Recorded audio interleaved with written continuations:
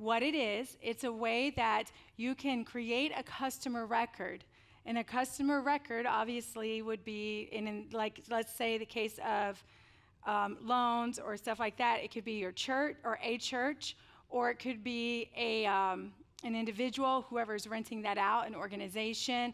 It's the customers, whoever you're billing with it.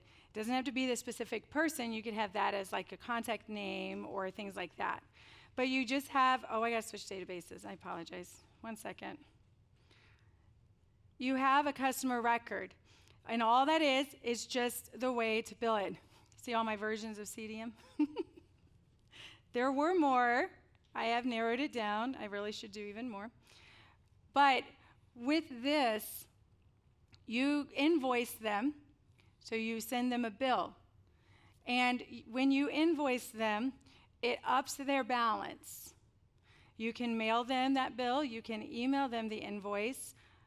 And whenever you do it, it ups their balance. Well, then when they go and they make a payment, then you can, it lowers it automatically for you. If you use, when you put the payment record in, if you use our online billing, then when they make their payment on billing, it creates the payment record for you. It automatically lowers their balance, and it goes into deposit processing, just like your treasurer's reports, just like anything else. It kind of does it for you, keeps up with their balance for you.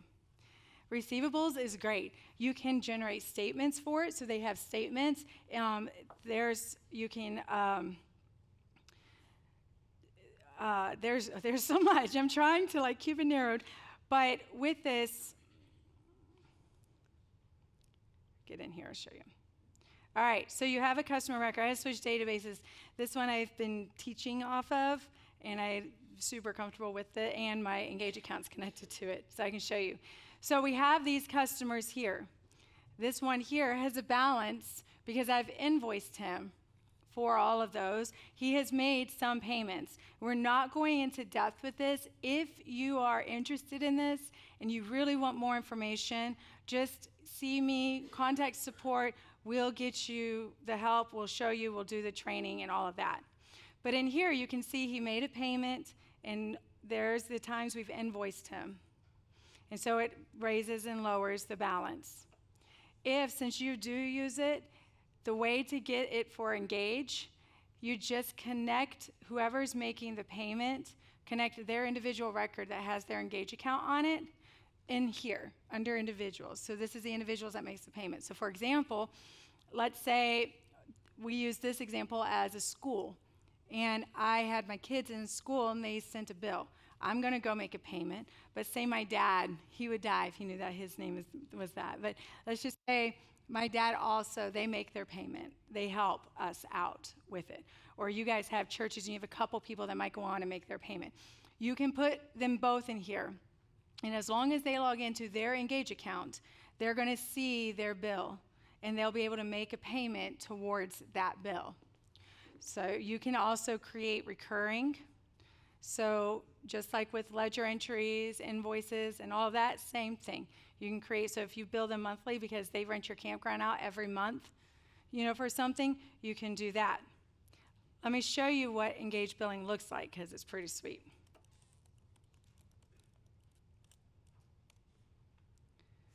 And again, Engage is free for what you have. Well, if I put my right information in.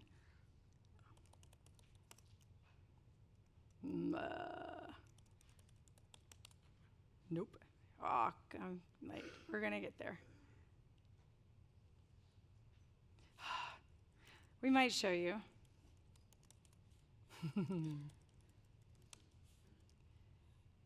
It is. Oh, well, Oh my gosh. If I can't do it third time, we'll show you after lunch.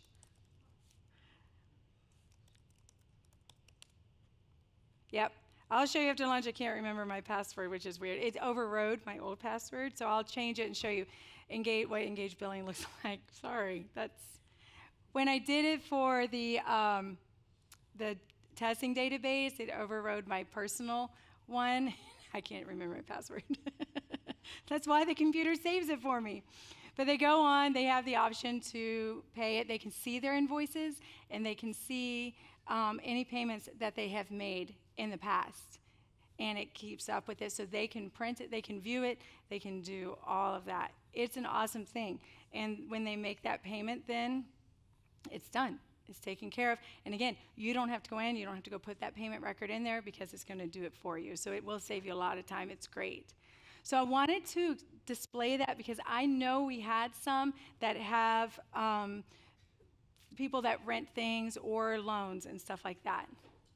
So in the customer record, so if you have, like you said, somebody else that helps you pay the bill, okay, so is that somebody that we would have to put into connection so that they also receive the invoice, or is that just somebody who's able, like how do they know to make the payment on that bill? Good question. So the question is, if we have somebody else that wants to go and make that payment, can we put something so they can receive that invoice, or do we have to, how do they know?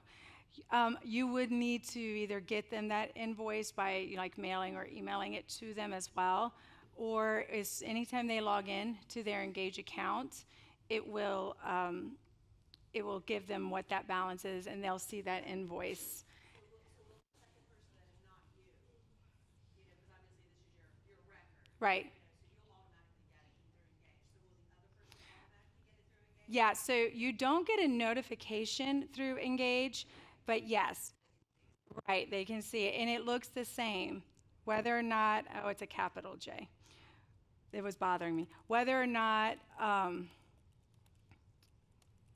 they've been received your invoice, there it is, or not, when they get in here, it's going to look the same. So if I logged into mine or Jake's account, it's going to show this. So it gives the current balance, it gives how much the last payment was for, it gives when the payment was made. Great thing about this also to show you, if they have somebody who's making the payment for two different things, so maybe somebody church has a loan for you, but they are also renting the campground, and you want it as kind of, you could put it as one record, but say you have two records and it's the same person is making payments. You can switch accounts, and it shows you the two customers that individual or that Engage account is connected to. And so the billing for Jennifer Nelson's customer record is she only owes $100. Larry owes way more, okay? When they click Make a Payment, they can choose to pay it in full, or they can pay a specific amount. The other thing with it, if you click on Invoices, here are all those invoices. You click Details. If you've put in a description, they see it. They can see the account number, quantity, all that kind of stuff. Very simple, yet so helpful, so helpful. And then there's their payment, when they made it, and everything. It's really, really great for that. The setup for it is, it's so simple. So the setup for it, you click on Billing. What's great about this, if they decide they want to pay by card, you can tell them what kind of a percentage they're going to, and they don't have a choice with billing.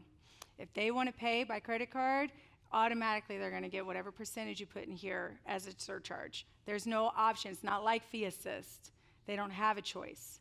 If they pay by ACH, now ACH is a fixed amount. You can put your 50 cents or $1, and you can charge them 2% for a credit card.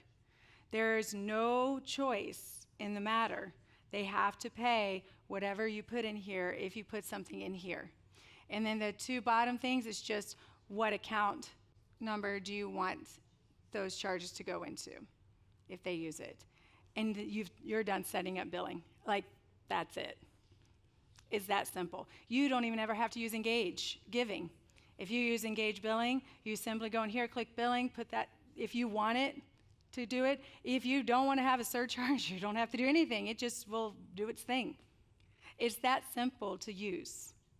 But a lot of people are a little afraid for receivables, or they don't know that it is even there as a possibility. But I know we have a lot of times where sometimes it's just little mini loans that a church just needs a little bit because they got to get a roof or something. They're paying you back. You know, you can do it this way. if you wanted. You don't have to. I just wanted to show you this option, especially those that have campgrounds and everything. Does that make sense? Any other questions on that?